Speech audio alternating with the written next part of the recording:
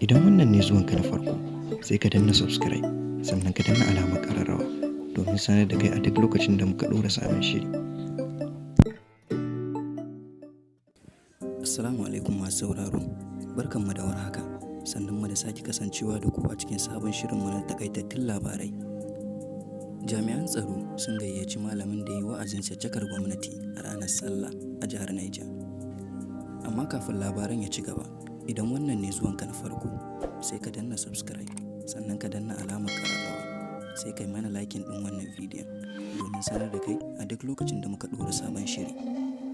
A yau ne muka samu labarin jami'an tsaro na jihar Niger sun gayyaci Imam Auwal Yusuf, babban limamin masallacin General Sule Barau da ke Kwantagora, da ya soki gwamnatin jihar Niger a lokacin da yake gabatar da huɗubarsa ta sallar Idi dangane da matsalar tsaro da ake fama da shi da kuma rashin taɓuka wani abun a zo a gani na ci gaban al'umma. Malamin ya kuma zargi gwamnati da kin gyara gidan rediyon gwamnati da ke Kwantagora, amma ya gina nasa na kansa, da rashin gyara gidan ruwan Kwantagora amma ya inganta gidan ruwansa, da kuma rashin gyara babban asibitin Kwantagora da hanyoyi.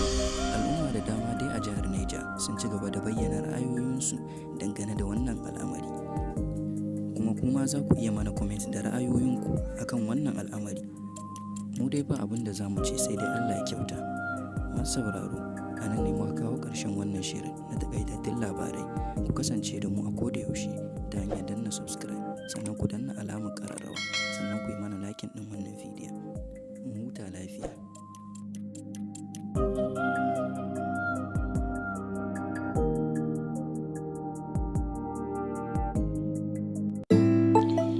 Idan wannan ne zuwanka na farko, sai ka danna subscribe, sannan ka danna alamar ƙararrawa domin sanar da kai a duk lokacin da muka ɗora sabon shiri.